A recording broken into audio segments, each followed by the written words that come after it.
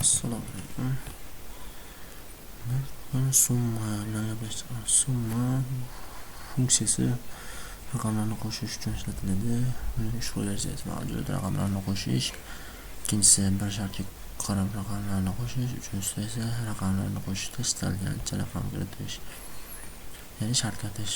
Buning uchun shu jadvalni hozir qilib oldim. Ikkinchi jadvalimiz funksiyalarni bajarish uchun tayyorlangan. Bularga o'chiramiz. Hop, bunday qilishni boshladik. Bu yerda ham bu jadvalni summani yozaylik.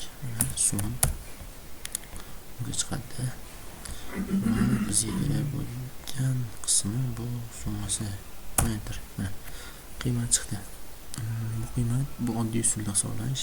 Mana jadval kattaroq bo'lganda buning uchun paragraf, ya'ni create from selection buni belgilab olishimiz mumkin. Buning uchun formulas bo'limi yo'qda. Mana create from selection deb hammasini o'chirib, faqat top run boshidagi paragraf bo'yicha nomlab olib hisoblashimiz mumkin. Bu holatda formula ko'rinishida yozildi. Biz esa endi buni shunchaki summasi desak, mana o'zi chiqadi. Shuni kiritib enter bosganimizda ham qiymat o'zgarmaydi. Mana bir xil holatni qayd etadi. Ikkinchisi bu bir shartga qarab raqamlarni qo'shish. Buning uchun shart kiritib olamiz. Shartni esa data bo'limiga o'tamiz va data validation bo'limi bor. Shu validationga listni tanlagan holda shart kiritamiz. Buning uchun 3 ta mahsulot mavjud: lavash, burger, pizza. Shularni tanlab olsak bo'ladi. Mana lavash, burger, pizza ismi tanlandi. Endi yozamiz sum if deganimizdan keyin bizdan so'ralayotgan qism bu mahsulot. Ya'ni range. Bu mahsulot aynan mahsulotning ichidan aynan mahsulot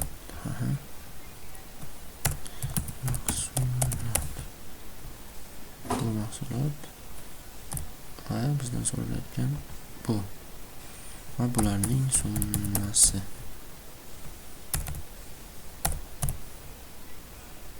Summani tanlaymiz va enter.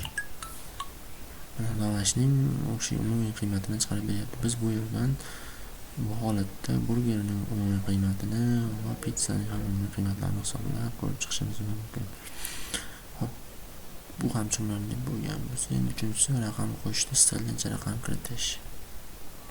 Buning uchun biz ham yana shart kiritib olamiz. Men shart kiritganman. Shart kiritishda aytib o'tdim. Data bo'limida data validation bor. Shu validation orqali tanlab olishimiz mumkin shartlarni birma-ket. Bu yerda lavash, bu qismida esa xaridorlar o'sha nomi Ron Artel Megamix, bu qismida esa muddati, ya'ni 2-yanvardan 9-yanvargacha deb tushunishimiz mumkin. 2-9-yanvargacha Artel kompaniyasi lavashdan qancha necha so'mlik xarid qilgan. Shuni aniqlaymiz.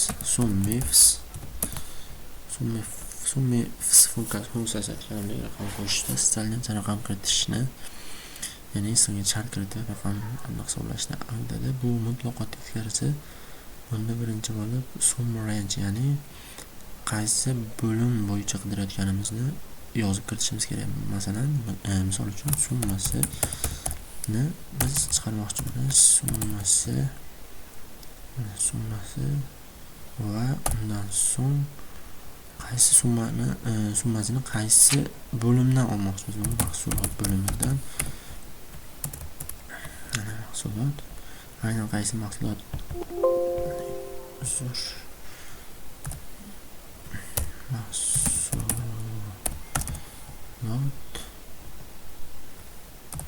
Aynan qaysi mahsulot? Aynan bu mahsulot.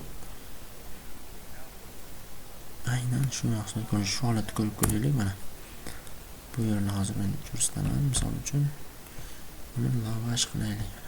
Lavash 2.200.000 so'm, bu yerda ham lavash 2.200.000 so'm, demak to'g'ri. Endi biz formulani ozgina kengaytiramiz. Lavash 2.200.000 Burger 5.498.200 so'm va pizza ham 6.422.000 so'm. Endi biz formulani kengaytirgan holatda mana shu yerdan xaridorni ham qo'shaylik. Shuning uchun xaridor va qaysi xaridor, ya'ni bu bo'limdagi xaridorlar. Enter. Mana Artel bu muddat ichida pizza qabul qilib sotmagan yoki lavash. Uzr.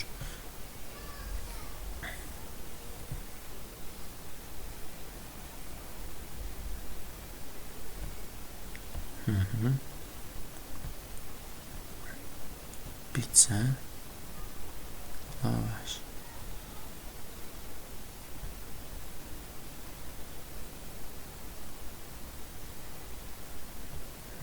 To'g'ri. Pizza va lavash ham bu mahsulotlar orasida mana endi ishladi. Kompyuter xatolik ketgan bo'ldi. Burger. Endi bu xaridorlarni o'zgartiradigan bo'lsak, unga yarasha qiymat ham mana o'zgaryapti. Artelda 3.893.000 va Megamixda 1.134.000. Shartlarga ko'ra bir qancha mahsulotni o'rnish summasini chiqarishimiz mumkin. Endi bu formulani funksiyani yana ham kengaytirishimiz mumkin. Buning uchun sanani qo'shamiz. Sana desak, ma'lum bir sanadan shu ma'lum bir sanagacha mana necha yanvarda, misol uchun 9-yanvargacha oralig'ida Megamix burgerdan necha so'mga xarid qilgan bundan sirasida. Buning uchun sana va undan katta yoki teng bo'lsin. Bu qismi va yana sana bunda holatda undan kichkina bo'lsin.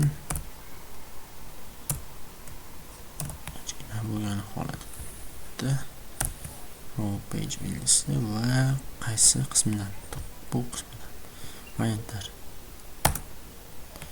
2-yanvarning 9-gacha Megamix burgerdan hech qanday xarid qilmagan. Buni ronlaga yoki Artelga o'zgartirsak, Artel burgerdan 108.000 so'mga xarid qilgan. Buni o'zgartirib, o'sha qiymatlarni ham o'zgartirish mumkin.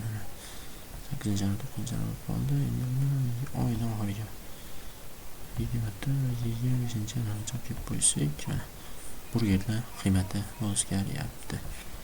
Buni boshiga qo'yib olib, bu o'zgartirganimiz sari bu yerdagi qiymat ham shunga yarasha o'zgarib boryapti. Misol uchun Megamix. Rahmat.